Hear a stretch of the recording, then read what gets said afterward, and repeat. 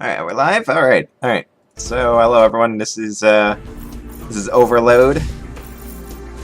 It's, this, descent for the, modern day, more or less. So we're gonna be playing on Trainee, lowest difficulty, because it's fast. Time will start, once, the screen fades in after the loading screen here. So, yeah, I don't know if I can give a reliable countdown because the load times are a little variable, but I'll just go ahead and hit play, and you can start the timer once I gain control. Alright, but I'll go ahead and... Alright, so... Here we go. So yeah, this is Overload. It's a 6 Degrees of Freedom shooter game, which means, as you can see, we have free movement and rotation in all 3 axes. So, you can freely move vertically, you can roll around and stuff. It's pretty disorienting if you're not used to it, but it's a lot of fun. So this first level here, Emir Outpost, is a little bit different from the rest of the game, and that the goal is actually a search and destroy mission. We have to kill all robots here. It's a little short there. There we go. But after this, all the levels are going to be pretty similar to classic Descent. Find reactor, blow reactor, escape before facility melts down. Grabbed an upgrade point back there. That's going to be important later on between levels, because there's an upgrade system in this game,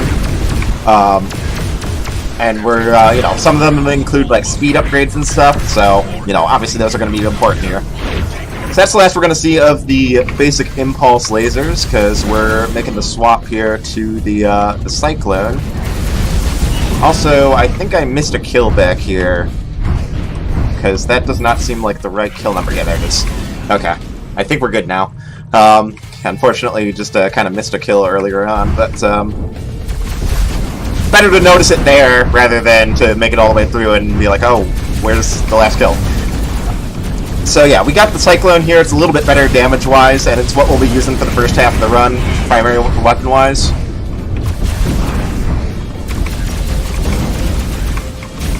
The only downside to it is it does have limited range. If you're watching closely, you can see that the shots kind of just fizzle out after a little while.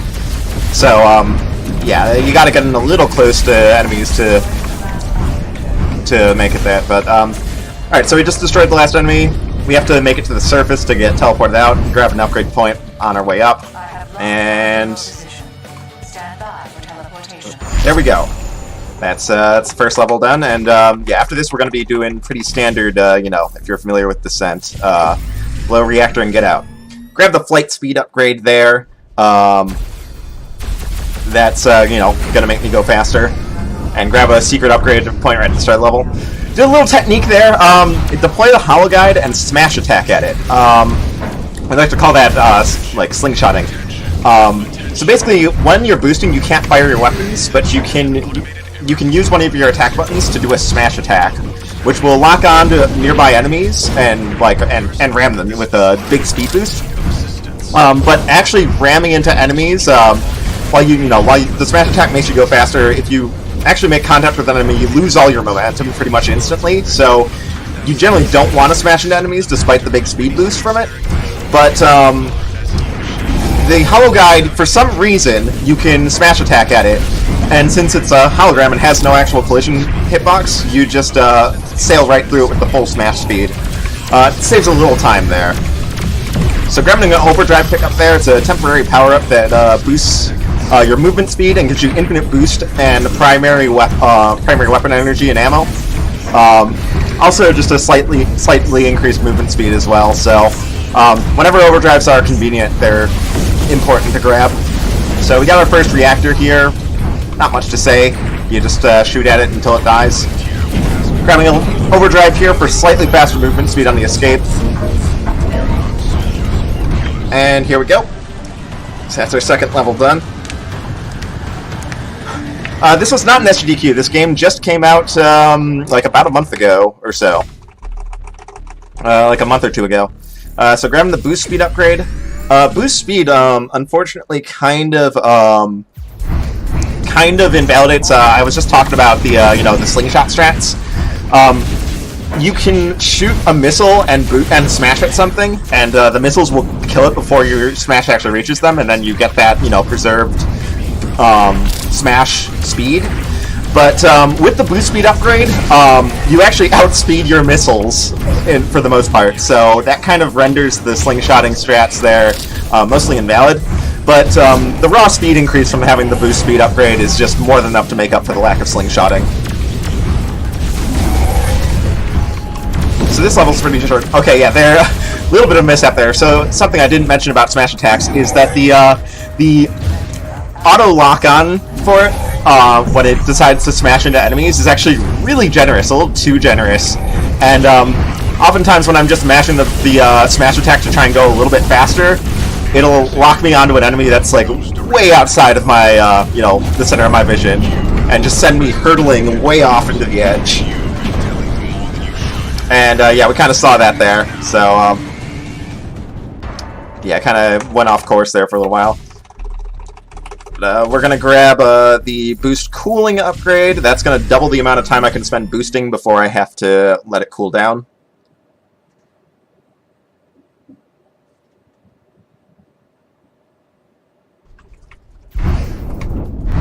And we got feed refining in here, a lot of dark rooms, so I'm going to be just throwing out some flares to make sure I'm not crashing into walls. Because it's pretty easy to do so. Any of the rocky tunnels tend to be like really strangely shaped and easy to, you know, lose your place in, so...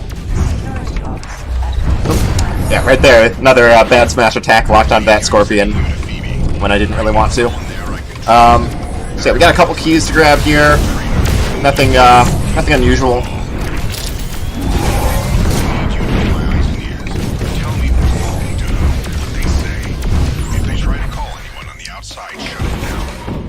So we got our keys here, so now we just head for the last key and then the reactor room.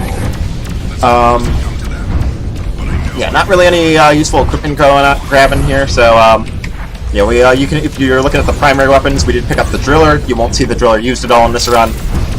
It's a very strong weapon, but it's just not what we need. So grab our last key and head for the reactor here. Pretty standard reactor fight here. There's some enemy spawners around that you gotta watch out for, but it's not too much to worry about. Grabbing this upgrade point, because we still have a couple more upgrades we need in the run. This doorway always gets a little cramped. It can be a little scary. And there we go. And we're coming up on the last level of the Outer Moons levels, Phoebe Complex, and also our first boss fight. It's nothing scary though. The boss is actually a total pushover, especially because we're playing on, you know, we're playing on trainee.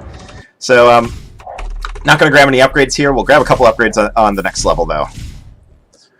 So yeah, kind of the storyline for this is, yeah, it's pretty similar to, again, Descent. You know, there's a whole bunch of mining facilities and research centers based on the moons surrounding Saturn. Ooh. And all of the security and mining bots suddenly go berserk and start killing everyone. And so yeah, most of the Outer Moons aren't really aware of what else is going on in the game's plot, and are just like told that they should expect an attack and that they need to upgrade their auto ops, which of course the upgrade is what makes them go berserk and start killing everyone. But yeah, so this level had a brief run-in with them earlier on. The golems, they're a little bit pesky self-destruct bots. Pretty dangerous, and you gotta really make sure you don't smash attack into those. So we got our first required lockdown event here. Lockdown events are basically just you know, rooms where you enter and they lock down until you destroy all enemies in it. The positioning of the enemies in it is not random, but the order they spawn is. So a little bit of luck there, and you gotta, you know, keep track of what's spawned in and what hasn't, so that you know where to look at next. It's a pretty smooth lockdown, decent luck. Well, we got all three of our keys now, so we're ready to head for the boss.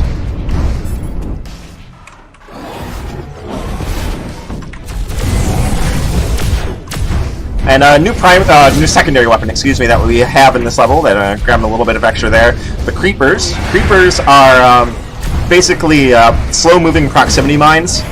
They do a little bit better damage than all our other available secondaries, so I'm going to be using them against this boss. Grabbing the invulnerability there for safety, and then we grab an overdrive on this side of the arena just to burst him down a little more quickly.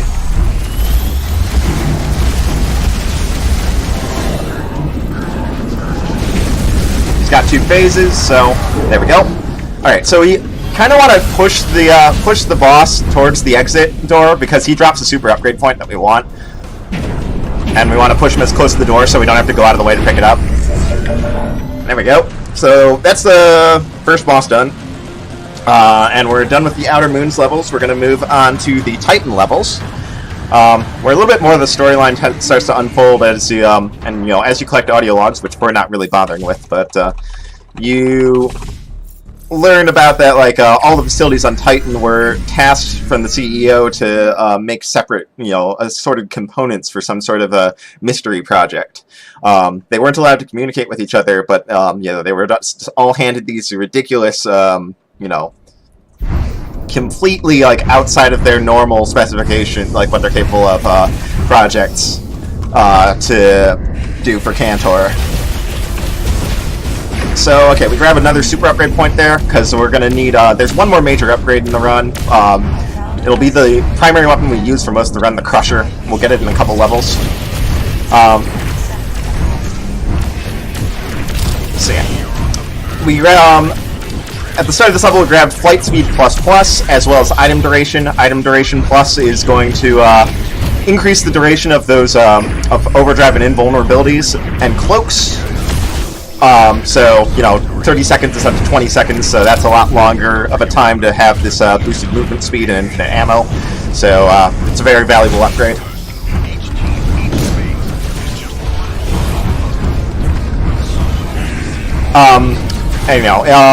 Cloaks, the other item effects, are not something you're likely to see in this run. I might stumble onto one as a random enemy drop in the late game, but there's no intentional cloak pickups routed into the run here. Let's grab our last key there. This level also introduces the super variants, like right there. The super variants are all telegraphed with a red glow, and they're basically like other, like previous enemy types you've seen up to this point, but with stronger weapons and stronger health.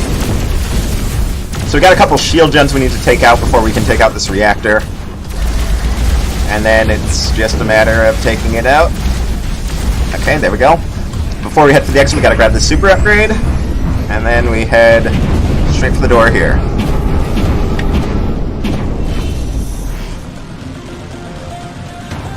Yeah, Cronus Frontier is the name of the main campaign. So yeah, that's the category. We're also, it's basically an any percent category run on trainee difficulty. So no upgrades yet.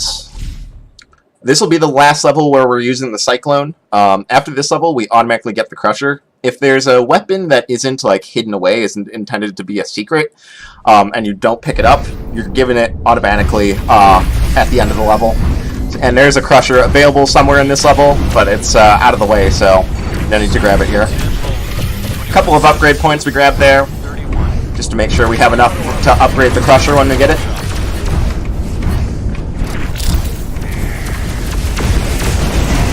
A little bit of a pile up there.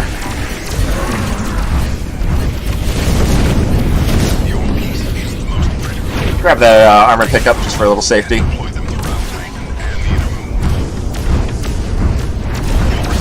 Alright, let's see. Okay, so we got an overdrive coming up here that'll carry us through a lot of the level.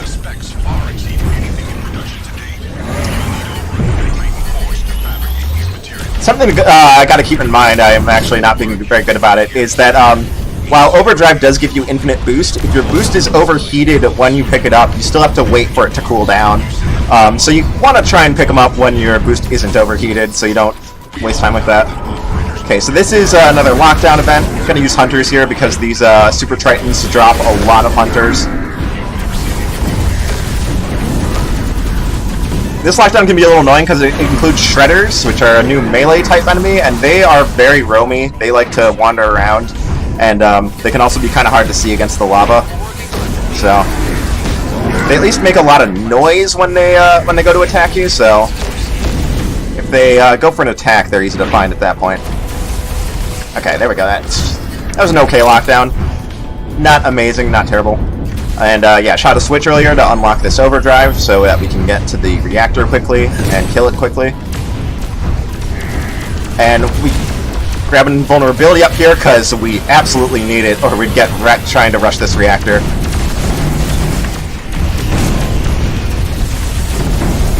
So we just kind of sit in front of the reactor, shoot everything. Grab a super upgrade right here before we leave.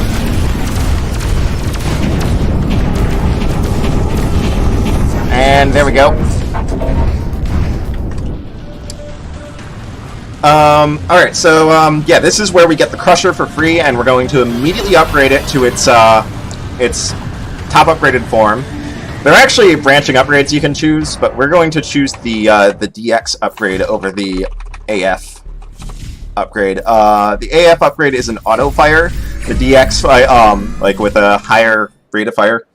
The DX fire is just a stronger attack, and Overdrive gives all weapons automatic fire if they don't already have it. So, and generally when we have to kill something, when there's a case where we care about our damage output, we have an Overdrive active, so the DX is absolutely better.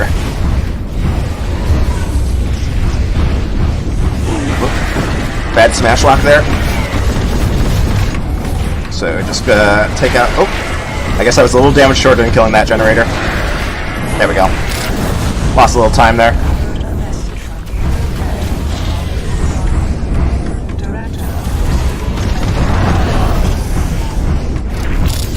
So this level has a pretty infamous room coming up.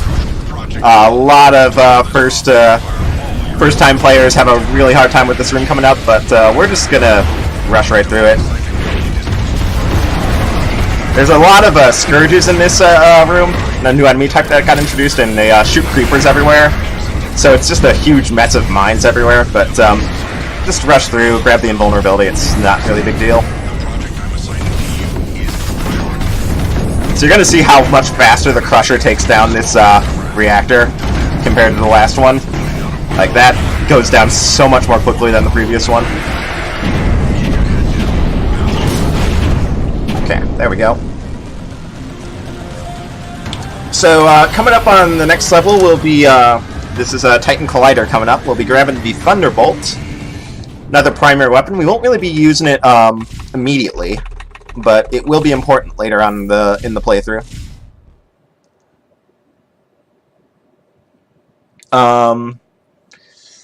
So, yeah, there's not much to say about this level. We'll be grabbing an ammo box at the start here to top off our ammo, because we got to make sure we got enough ammunition for the Crusher. So right there, just gonna grab that.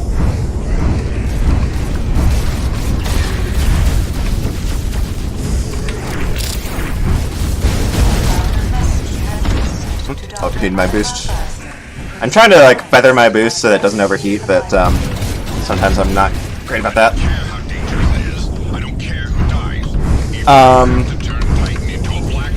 So yeah, let's see. Yeah, I can just loop it around down here and grab the key. Yeah, there's the Thunderbolt. You can see it mech right there. It's actually positioned in a way such that you can't possibly miss picking it up. So yeah, we pick it up here, but yeah, we're not going to see it used until level 13. It's actually required for story purposes later on. Gotta shoot that switch real quick. That lowers the force field over by the key coming up here.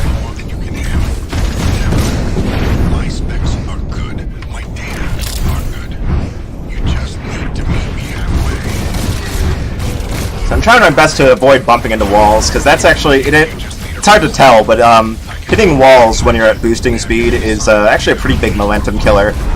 It might look sometimes like I'm just kind of glancing off without really losing much, but you actually lose quite a bit of speed every time you bonk.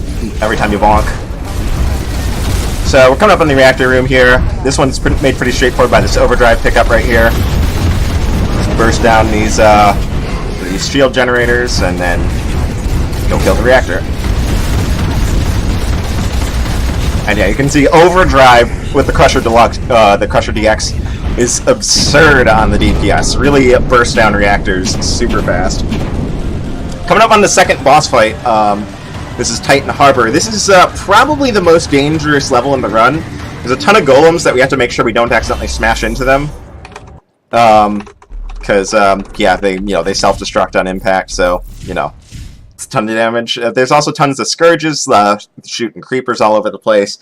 And there's a new enemy type called the Valkyrie, which has, like, a really high rate of fire, like a bunch of drillers that just fire at an absurd rate, so they can put out a ton of damage. There's just a lot of stuff that could kill me really easily if I'm not careful. So hopefully it goes well.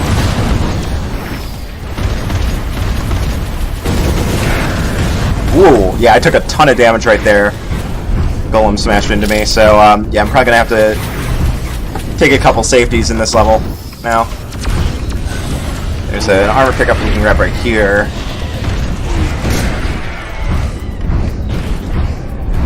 Okay. So yeah, there's yeah, the really dangerous part of the level is coming up soon. Just gotta take out this shield generator. Gonna grab this. Oh, I already grabbed it. Just an ammo box right there that I try to grab to make sure I don't run out of crusher ammunition. All right. So okay, we wanna shoot the switch across the room here. I'm gonna grab these two for safety. Normally you skip past those armor pickups, but yeah. Things did not go well in the early parts of this level, so... Okay, we'll grab that overdrive for faster movement speed and, extra DPS, so that we can burst those down quickly. So that choke point I just went through is the most dangerous part of this level. Getting back through that choke point, coming up here, could get me killed. Okay, it went well. That's good. Alright, so the rest of this level's pretty free. We got a boss fight coming up here.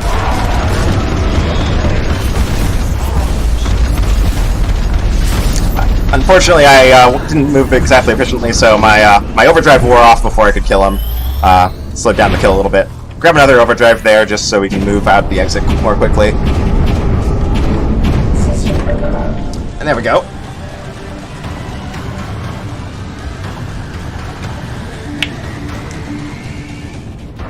So yeah, there we go. That's the end of the Titan levels, and our second boss down.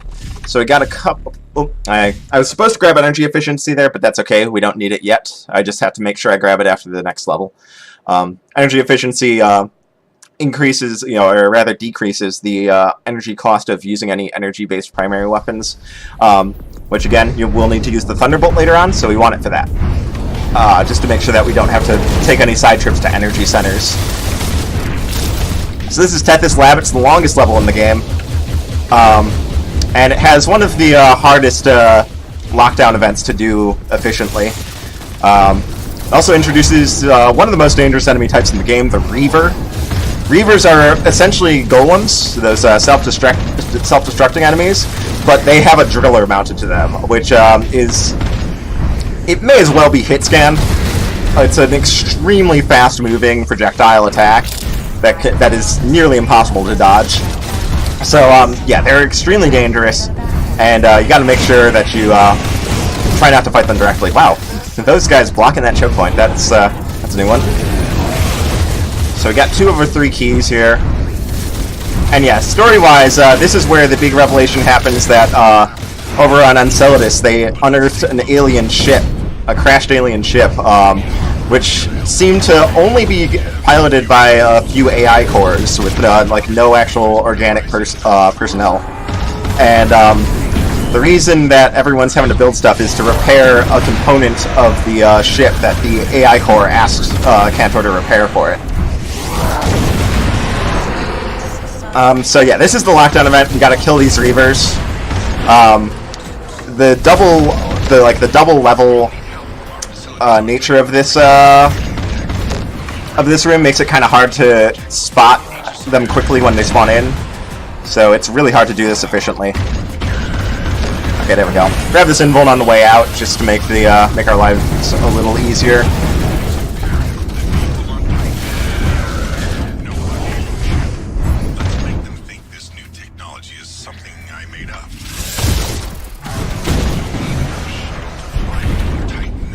Yeah, thankfully with the Reavers, when we're invulnerable, any enemies that have self-destruct, so Reavers and Golems, if you just touch them, like if you just tap into them, they immediately explode. So, yeah, while we're invulnerable, we can just kind of bump into them and they'll die, and we don't have to worry about the driller fire.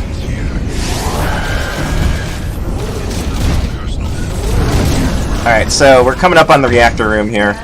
Oh, I accidentally overheated my my boost. So we just chuck a Devastator at each of the shield generators, and then chunk down the reactor. I want to grab extra armor pickups where they're available, because the next level is pretty dangerous, and I want to have some extra armor going into it. If you you start every level with 100 armor, but if you have excess from the previous level, you get to keep it. So, yeah, we're going to start the next level with 120. So that's alright.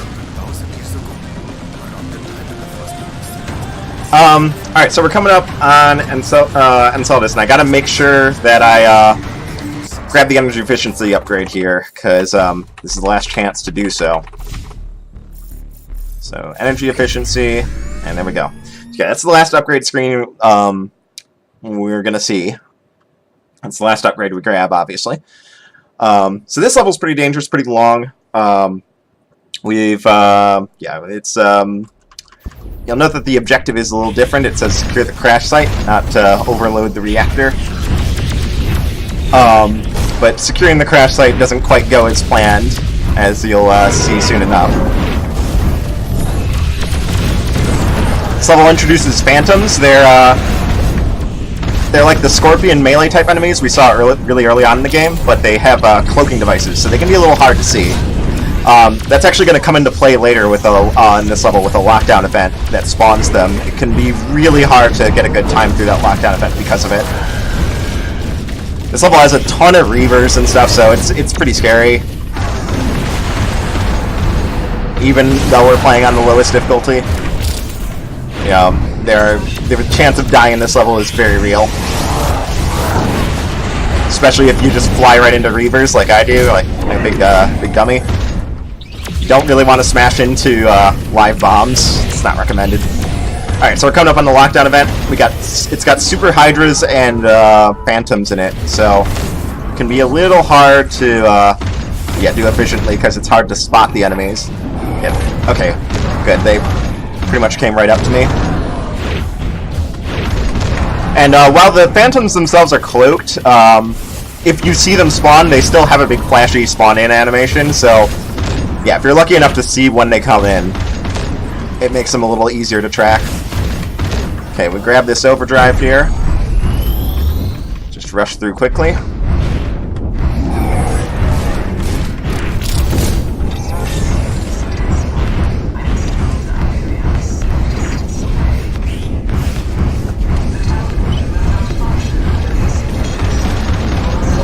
Alright, and then we gotta rush down here and take out a bunch of shield generators.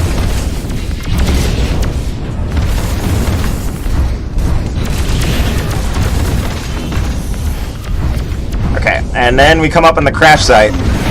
But, yeah, it's revealed that, the CEO, Gabriel Canto, that you're trying to capture, has escaped through an alien portal that's going to destabilize and tear the entire facility apart. So you have no choice but to go through the portal.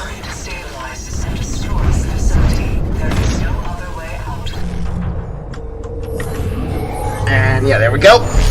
So now we start the alien levels, which are generally all pretty quick.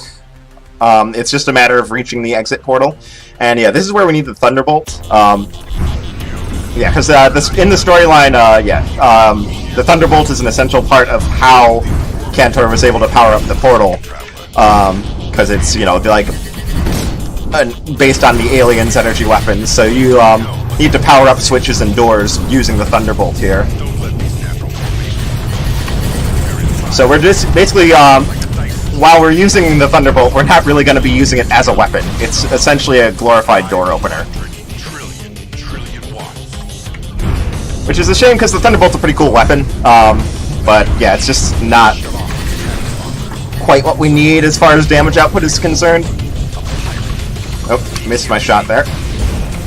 Okay, this last room can be a little scary. We have to power up these warp cores while everything in the room is shooting at me.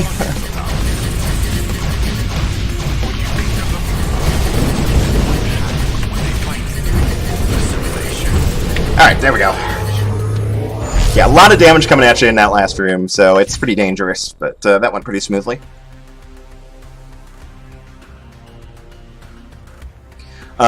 So yeah, and, you know, same drill here. Got a lot of switches we gotta shoot, and just kind of fly past everything and hope they don't kill us. Which can be pretty tough because a lot of the attacks that these enemies dish out are homing, so you need to really make sure you're moving in a way to avoid damage. So yeah, and meanwhile we get chatter from Gabriel Cantor, who is allowing himself to be assimilated into the Sovereign AI core, because it's revealed that the AI cores aren't just like a simple artificial intelligence, but they're actually the collective consciousness of like trillions of absorbed civilizations and individuals. So yeah, he kind of sees it as the next stage in humanity's evolution and allows himself to be absorbed. But and you get treated to the dialogue of him being assimilated and kind of losing his sanity.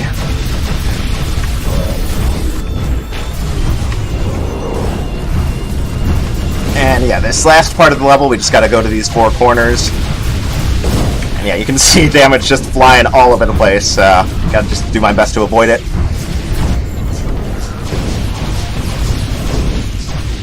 Okay, there we go. And exit portal's right in here. Alright, and we're coming up on the last boss level.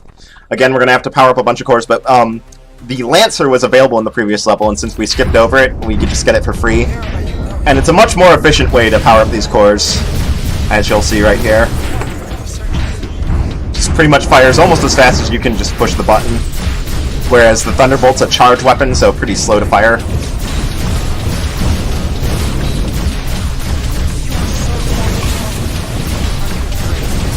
Okay. Gonna grab an invulnerability here, just for a bit of safety. So yeah, at this level it's revealed that they plan to open a portal back to the solar system and assimilate the entire human race, so, you know, we gotta stop that. Because, it's not a good time. Bad smash attack there. Alright, one more core to light, and then we take on the final boss. So we swap over to Crusher. There's an overdrive hidden up here. And this boss is actually a lot harder on higher difficulties because it teleports around a lot when you try and damage it. But when you're playing on trainee, it just gets that one dinky little teleport off and then it just sits there and lets you kill it. So, run's not over yet, though. There's one more level. While that was the final boss, there's one more level. You go back to Mirus, the first level in the game, because it's revealed that the third of the 3 Sovereign AI cores that were in the crashed ship is trapped here and is fused to the reactor. So you gotta go back to the first level and blow the reactor there. We got a bit of a pseudo lockdown event here. We gotta kill 4 enemies here before we can leave. Just gonna use creepers here to hopefully yeah, there we go. Alright, good. Creepers did their job. Sometimes those enemies can teleport away from the creepers and just waste my time. But thankfully they didn't do that. Also, we're going to get the bad ending coming up here since we didn't rescue any survivors. So reactor goes down pretty quickly. Just a couple of devastators and some crusher fire. And then it's just, business as usual. Got to escape the facility. Grab an overdrive here. And the AI from our ship, from our base ship, it's telling us the plan, but we don't care. We're gonna exit before it finishes detailing all that to us. So time's coming up, by the way, because yeah, we just got to loop around here and time.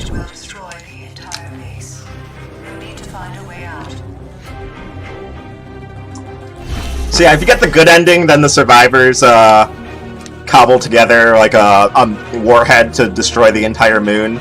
But since there were no survivors, since we didn't rescue any, the AI just overloads the reactor and crashes into the base to try and destroy the portal and the Sovereign. but it's not quite successful, and that's the bad ending, pretty much.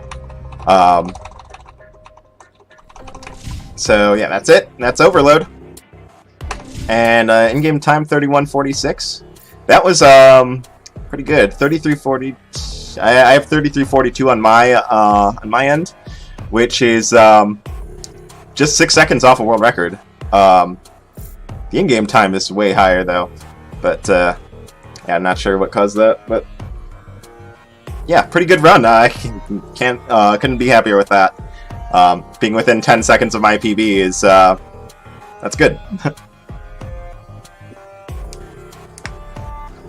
But yeah, that's Overload. Highly recommend checking it out. It just came out a couple months ago, and I'm super glad to have run it here, because, yeah, as a new run, it hasn't really gotten any exposure. And it's a great game, in general, whether it's a speed game or not, so, and if you like Descent from the old days, it's, you know, definitely what you're looking for. But, yeah, world record. You know, 6 seconds off world record. It's basically a world record. We can call it world record. I'm glad I was able to grace you guys with the most insane of world